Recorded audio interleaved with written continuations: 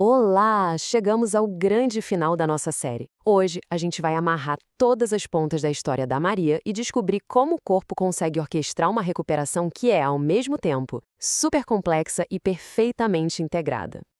Antes da gente começar, quero dar um alô super especial para um público que nos acompanha, os mestrandos do Prof. Bio. Saibam que essa análise foi pensada com vocês em mente e, claro, para todo mundo que acompanha o canal Bioatividades. É um prazer ter vocês por aqui para essa discussão. No nosso roteiro de hoje, a gente começa recapitulando rapidinho a crise da Maria. Depois, mergulhamos de cabeça na orquestra fisiológica que a salvou, desvendamos o mistério daquela recuperação super rápida e ainda exploramos uma conexão surpreendente com o sistema imune. No final, tudo se conecta. Vamos lá. Certo, para a gente entender como foi a recuperação, a gente precisa voltar um pouquinho, né? Vamos lembrar qual foi o ponto de partida de toda essa história. Como a gente viu, tudo começou com uma crise de hipoglicemia. A tontura e a fraqueza da Maria não eram uma falha no sistema, muito pelo contrário. Era um alarme crítico disparado pelo cérebro que depende desesperadamente de glicose e estava, literalmente, gritando por energia.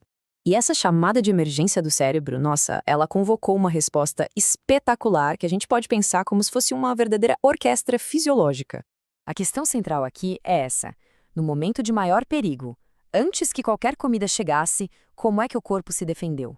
Como ele conseguiu reverter uma situação que podia ser fatal?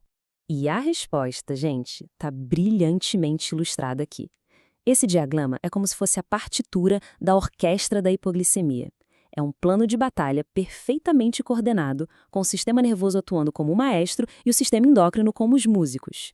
E aqui a gente vê os músicos em ação. O gatilho foi a glicose perigosamente baixa. Da mesma hora, sensores no cérebro e no pâncreas soaram o alarme. A resposta foi uma cascata hormonal super precisa. A produção de insulina, que é o hormônio que guarda a glicose, foi cortada. Ao mesmo tempo, uma onda de glucagon, adrenalina e cortisol foi liberada. O objetivo era um só: forçar o fígado a liberar suas reservas de açúcar e impedir que os músculos consumissem essa glicose, garantindo que cada molécula fosse para onde mais importava: o cérebro. Mas aí, Maria finalmente consegue comer. E o que acontece em seguida é quase mágico. A recuperação é incrivelmente rápida. E isso nos leva a uma pergunta fascinante. Ela mal deu a primeira mordida e já começou a se sentir melhor.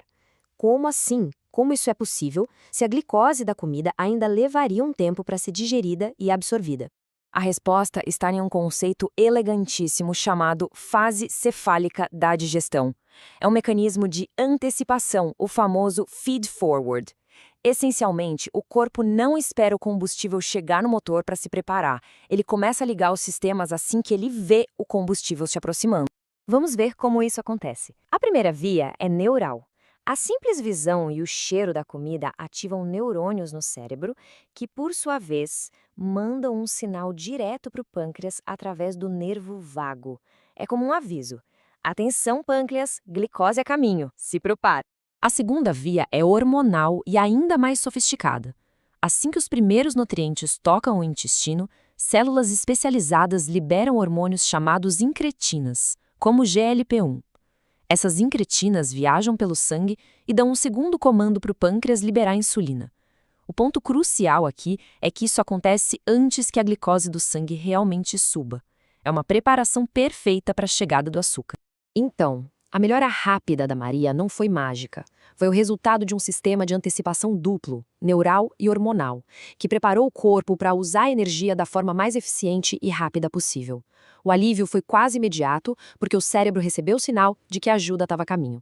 E olha, se você gosta desse tipo de análise integrada da fisiologia, aproveita agora para se inscrever no canal Bioatividades e não perder nossos próximos conteúdos. Agora, vamos avançar para a nossa discussão final, num nível um pouco mais aprofundado, conectando essa crise aguda com implicações de longo prazo para a saúde. O estresse da Maria não era só metabólico. A pressão das provas, somada ao jejum, ativou todo o eixo de estresse do corpo. E como essa citação da nossa fonte indica, os mesmíssimos hormônios do estresse, como o CRH e o ACTH, têm uma linha direta de comunicação com o sistema imune. Então, o ponto crucial é o seguinte: quando o estresse se torna crônico, como no caso da Maria, com provas e má alimentação, Os níveis de cortisol ficam sempre elevados. Ao longo prazo, isso pode suprimir a função imune, nos deixando mais vulneráveis. Além disso, as fontes mostram que picos de glicose ligados ao estresse podem danificar a barreira intestinal, que é um componente fundamental da nossa defesa. E essa imagem ilustra brilhantemente a importância dessa fronteira. A barreira intestinal não é só uma parede, é um lugar de comunicação constante entre nosso corpo e o ambiente. O estresse crônico pode criar fissuras nessa barreira, alterando a forma como o nosso sistema imune funciona e podendo levar a inflamações.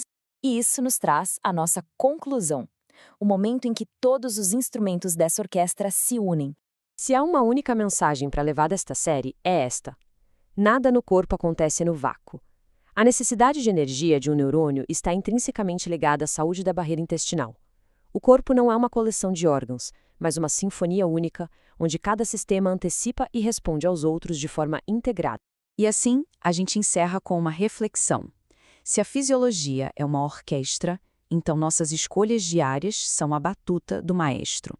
Como estamos regendo a nossa própria saúde?